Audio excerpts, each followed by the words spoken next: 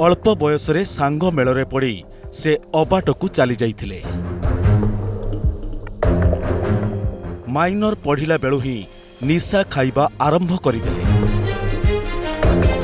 हाँ यहाँ राजा निशा यहाँ खाइले माने बढ़िया मजा लगुच खाइला माने पाठ पढ़ारे बहुत मन लगे 1 लक्ष होइकी पढ़िबो भल पाठ पढ़ी परियो। बयस बढ़िबा सह मद्यपान ठारू आरंभ करी ड्रग्स पर्यंत सबु प्रकार निशार शिकार होइथिले से। मद पीपी माने एभली अवस्था होइतिला जे दादा बटी भी अंटु नथिला।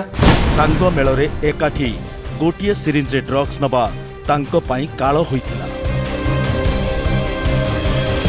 गोटे इंजेक्शन आनिबू तो 2-3 जन शेयर करू कारण पैसा न थाए आम पाखे तेणु से सिरिंज माध्यम एचआईवी भूताणुटा एथर से सेवार अन्य एक माध्यम को बाछि नेले।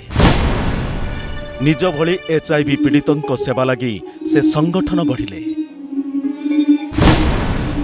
निजर अनुताप आदि तांकु देइछि अनाबिल सेवार सुजोग।